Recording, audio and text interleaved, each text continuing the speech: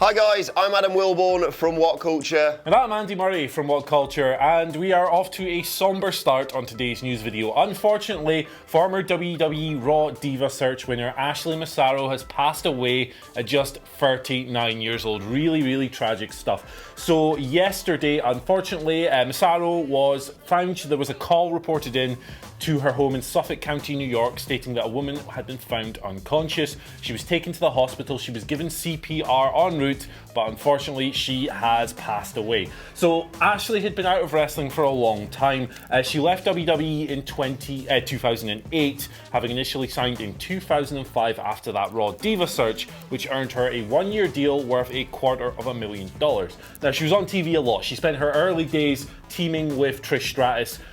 She then bounced in and out of a number of wrestling and managerial roles. She served as the manager of Paul London and Brian Kendrick for a while. But probably the highlight of her career was 2 years after debuting, when she had a title match at WrestleMania. She wrestled Melina for the women's title. She was defeated in something like 3 minutes, but she made it onto the card. She was on the card the following year, and then in 2008 she left the company to take care of her sick daughter, who survives her today at 18 years old. Very sad stuff, Adam Wilborn. Yeah, any news like this is obviously devastating, and I don't know why it's more surreal, but when you've met the person, it feels even more dramatic. We met her at WrestleCon. She was absolutely lovely. She was there clearly enjoying being around some of her fellow professionals, and it's just devastating news to wake up to today. It's really horrendous, particularly for someone like Ashley, who was, you know, not the most tenured WWE employee, but certainly someone who left a major mark on the backstage area when she was there. You know, every story you hear about people's interactions with her is extremely positive. People say she was a sweetheart, she was a really positive influence, even though she was only there for a few years. So there's a bunch of tributes that have come in today on social media, as you might expect. Some of the more prominent ones from people who were there when Ashley was in WWE. Tori Wilson says, "I can't even begin to explain how devastated I am to hear about Ashley Massaro. Legitimately one of the sweetest people I've ever known." Maria Canellis says, "I have no words. Ashley was my tag partner at WrestleMania, my sometimes road wife. We did countless photo shoots and press days together. Seems like yesterday Ashley was a major part of my life, and then our worlds changed, and now she is gone. I am heartbroken for her family." There's all kinds of stuff like this, all kinds of positive accounts across social media, and that just kind of enhances the sadness of the whole thing. 39 years old, man. It's too young, and of course all of our thoughts here at WhatCulture go out to Ashley Massaro's family and friends. Before we move on from there, it would be irresponsible of us not to say this, that their investigation into her death is ongoing. The circumstances haven't been disclosed, but local law enforcement have said that it is non-criminal. More devastating news coming out today as well, surrounding Ric Flair, who was taken into hospital yesterday. Now, a lot of conflicting reports around this. TMZ Sports broke the story, claiming it was, quote, very serious. Then Conrad Thompson, who of course has a close association with Ric Flair, claimed it was just a planned procedure, no one needed to worry. But then Ryan Satin countered that by saying it was more serious than Thompson was letting on. And then Ric's wife, Wendy Barlow, said the following: "Due to ongoing health complications, Ric was taken to the hospital and is expected to undergo a procedure tomorrow morning, after which he expects to fully recover." We've had situations like this with Ric Flair a lot over the past year or so, but it doesn't make it any more worrying when you hear news like this. Yeah, it's really troubling stuff, particularly as was it 2017 when he was rushed into hospital. He was placed in a medically induced coma for 11 days.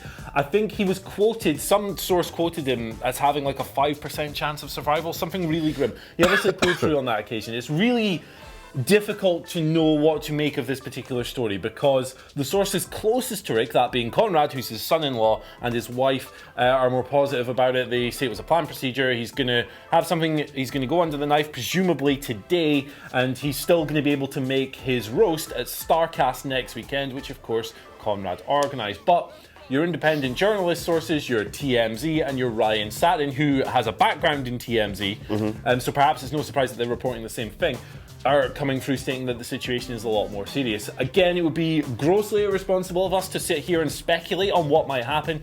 At this stage, the best thing to do is to just hope that the 70-year-old is all right, to hope that the situation is closer to what Conrad and Wendy are describing, and that he's able to pull through, and that he is indeed able to recover in time to do that roast next weekend. And if he is, man, that's one hell of a recovery. Especially, your thoughts also go to Charlotte. Of course, she's got to wrestle this weekend at Money in the Bank with this arguably hanging over her. So I'm sure we'll find out more in the next few days, and we'll update you as and when we get it. But our thoughts, of course, go out to Rick, and we're all pushing for him here. Absolutely. So we're going to move on. We're going to switch gears a little bit. We're going to go to Money in the Bank.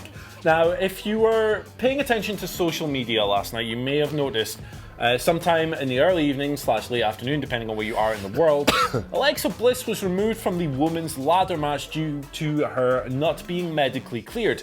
That was the reason that was given on WWE.com. Now, on Raw, of course, we saw Nikki Cross fill in a scheduled fatal 4-way because Alexa had lost her bags on the flight.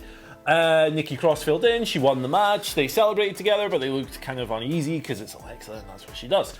Well, apparently, according to PW Insider, and this is worrying, Alexa was pulled from the match due to concussion issues. Now, the significant thing here is that Alexa, of course, previously missed 4 months through concussion issues after wrestling Ronda Rousey at Hell in a Cell. She didn't return to television or televised wrestling until the Royal Rumble, and she's kind of not wrestled much since then. Just a couple of matches here and there.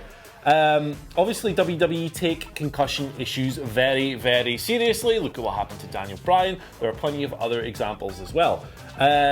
Worrying stuff for Alexa. Let's just hope it's a minor one. Yeah, we hope that this is just a sort of precautionary thing to do, and considering the way that they've dealt with her over the last few weeks, with all the stuff with the shoes, with I think it was Naomi she was facing, and then obviously, as you mentioned, this week on Raw, let's hope it is just playing it safe. As you mentioned, the history with concussion issues with WWE, and they've learned so much more from it now. And I think all fans would agree it's better to not be at Money in the Bank, but then be available for the rest of the year than to risk her in any way, shape or form, because it's an incredibly dangerous match she'd be in. It really is, particularly for someone with concussion issues, all these props flying about in these high spots. Nikki Cross has replaced her in the match. It's worth noting that Alexa hasn't actually wrestled since the 29th of April. Obviously, that's only a few weeks ago, but she hasn't even been competing on house shows.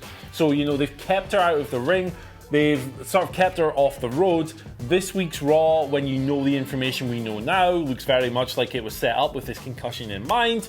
I just hope she's okay and that she's able to recover and get back in the ring before long. Exactly. Get well soon, Alexa Bliss. And best of luck to Nikki Cross taking her place in the Money in the Bank ladder Big match. Opportunity for her. Very talented woman. Let's see what she can do. Right, the AEW WWE saga continues with a man who isn't really a fan of being on camera or speaking into a microphone. His name's Chris Jericho. Speaking in an interview with TV Insider, Chris Jericho has declared that AEW and WWE are at war. He said it. We can finally unveil all the graphic packages we've been making for ages. He says basically there's a war going to be happening even if WWE don't want to be the case. Some really interesting quotes from him in this interview. He talks a lot about the creative freedom he's going to be allowed in AEW, which is something we've discussed, and one of the benefits arguably that they have alongside stuff like not scripting promos when AEW eventually launches. But some quotes I want to read to you now from Chris Jericho's interview. He says, "This is a war even if you don't want it to be. It just is. There hasn't been any competition for WWE on a national basis for 20 years or more. I think this is something they didn't really want, but it's great for the fans and great for the guys. It's always good to have a choice."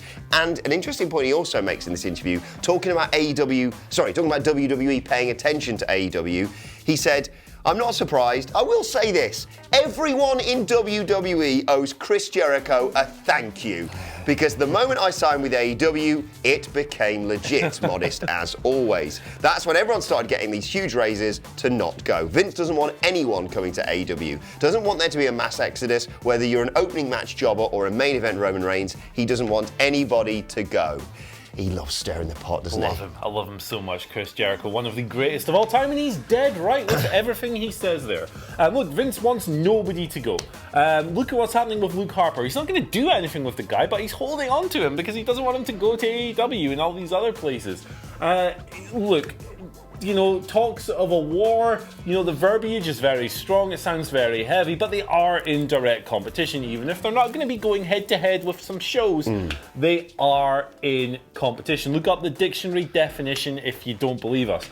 AEW have just scored a major TV deal. They're going to be making moves. Whether or not they're a long-term success is yet to be determined, but they are already impacting the way WWE do business, and it's only going to continue as things progress. I think he sums it up perfectly. It's always good to have a choice. This is going to be great for fans and for wrestlers alike. 100%. I'm excited. I can't wait for this to happen. And I'm a WWE fan. Absolutely. So I think competition, as with everyone that we've spoken to in the past about this, whether they are, just independent wrestlers, whether they are wrestlers already with AEW, or whether they're wrestlers in WWE, everyone says the same thing. Competition is a good thing and only makes things better. Absolutely. And if we can take a quick detour for just a second, we're going to talk a little mixed martial arts, kind of. Apparently Bellator, the second biggest mixed martial arts promotion in North America, are after Jack Gallagher of WWE 205 Live fame. So this is according to Shiggity Shagger Dave, our faithful uncle, in his tie-dye hoodie in today's Wrestling Observer / Figure 4 online daily update. There's not much to it. He just says that Bellator are really interested. Whether or not WWE will let Gallagher go is a different matter, but they're in talks at the moment. So this might seem really out of the blue, but if you don't know, Jack Gallagher actually has some mixed martial arts experience. He has a 2-0 amateur record with 2 submission victories in the UK. He has trained Brazilian Jiu-Jitsu for at least 8 years. He's also well versed in boxing and kickboxing, so the guy knows what he's doing. He has also trained under Billy Robinson with his famous catch wrestling style. Billy Robinson, of course, a shoot-adjacent style wrestler. So yeah, he's quite well equipped to do this. And Jack Swagger's already over there cutting promos on his willy and fighting tomato cans and beating them up and holding on submissions too long. Bellator's a wacky place. I think Jack Gallagher with his silly umbrella and his, I almost said bow tie, but this is a mustache, would fit in well. Yeah, it's fascinating. I think we're going to see more and more of this over the years because we see so many people who are in wrestling. We look at the reverse with someone like Matt Riddle, who've got legit fighting backgrounds coming into wrestling. And I think, unlike CM Punk, who was a huge MMA fan and got trained by some of the best in the business, in Duke Rufus, for example, Jack Gallagher, as you said, has an MMA background and has a very, very unique look and could attract some interesting eyes to the product. And, of course, was great on UFC 3 on the competition for Up, Up, Down, Down. So he's got a lot of experience in this. Yeah, absolutely. And it's a weird story, but it's one we'll update you on as soon as we get any more details on it because it's just fascinating. It really is. Right, let's move on to your Twitter questions at WhatCultureWWE if you want to send them to us. We start with me the 6, you the 9 again on Twitter, who says, good move or bad move having Charlotte Flair not calling out Becky's win at WrestleMania tainted due to the botched pin? Yeah, absolutely. I think you've got to avoid stuff like that. You don't call out mistakes on TV. It's, that's Russo level crap, isn't it? Yeah. Tearing apart the fourth wall, breaking kayfabe down to a million different shreds. Yeah, no, absolutely. Just no sell the whole thing. I think we're just going to see this over the years. That we saw it immediately in the aftermath. They're just going to act like it was absolutely fine. They may bring some hint of it back. Maybe if they bring Ronda back and she says, "Well, technically you didn't beat me, fairly and squarely." But for now, we need to make Becky look as legitimate Becky 2 belts as possible. And I think it's a good thing that Charlotte hasn't called it out, especially not in the immediate aftermath. I think it would be a different matter if Becky was the heel in this, but she's clearly not. Exactly. Next question comes from James McHugh, who says, hey guys, with SmackDown going to Fox with this $1 billion deal, could WWE bring back custom pay-per-view stages and pyro? It's not like they can't afford it, but what are your thoughts? I sincerely hope so. It just gives everything a different feel. It's more exciting. One of my favorite things when it comes to this is really sad, but when it comes to WrestleMania is looking at the unique stage and even these Saudi shows, as kind of problematic as they are, they have a cool look and stuff. It's cool to see. The aesthetics are important. It was recently covered in that famous Wade Keller interview with an associate of a WWE writer that the staff really want different stages for pay-per-views in SmackDown and Raw, but Vince just isn't interested. He wants everything to look bland and homogenized. So while it would be really nice, I certainly wouldn't expect it. I'll tell you what, I'll do you a deal. Every other pay-per-view can have the generic stage, aside from WrestleMania, and we don't need to have any pyros. All we want from you, WWE, is Halloween Havoc. Give me my giant pumpkin. Bash on the beach as well. Oh yeah, that'd be good, with a little pool around it. Oh. Go for a duke. Right, let's move on to the final question today from Angela Dawn. You'll like this. I'm still duking. Angela says, do you think Jon Moxley will be Dean Ambrose's new identity in WWE, or will Jon Moxley eventually sign with AEW? I'll be good here. I'll let you to actually genuinely answer that question. It's not a work. He has left WWE. Jon Moxley will never be a WWE character. It's not a WWE style gimmick. It's too much. he will sign with AEW and he will be a big star. Do you think he's going to be assigned as John Moxley? He's going to sign as John Monsley. John Monsley. John Moxley. Jocks Monsley. Jocks, the new Scottish angle from That's him. Dean Ambrose there. I think, in all honesty, he's going to end up in AEW at some point. Whether or not that happens before at Double or Nothing remains to be seen. I think he'll end up there. I think he'll fanny around on the indies as John Moxley a little bit first. I think he'll do his crazy deathmatch stuff. I think he'll get that out of his system. And then he'll go back to making some good money in a company that's going to give him freedom and not make him do the hokey bollocks that was cited as one of the reasons he wanted to leave WWE. I'm intrigued by this whole Joker aspect to the Battle Royale thing that we've got coming up at Double or Nothing. But I'm going to stick to my guns. It's a work. Dean Ambrose or John Moxley will be back in WWE before you know it. Right, let's move on to today's and finally, and it's just from the banter merchant of Twitter at the moment, Big E. Have you seen what he's been doing on Twitter? He's been killing the game. He's been, flirting with Becky Lynch's mum, taking pictures of his boob. Yep, indeed. And now, some good news, because obviously sometimes when wrestlers are injured, they sometimes financially struggle. Good news, he said, to offset my financial burden during this trying time, I'm prepared to sell out all my co-workers. Want to know what colour drawers Tyler Breeze is wearing on Friday? Hit my Venmo. Iconics feet pics? Hit my Venmo. You've just said the three magic words, Iconics feet pics. Wow, I think what we should do, knowing this information, and we may come to regret this, is to have the comment section let us know what they would like, what dirt Big E should dish on their behalf. Don't be weird, but be weird.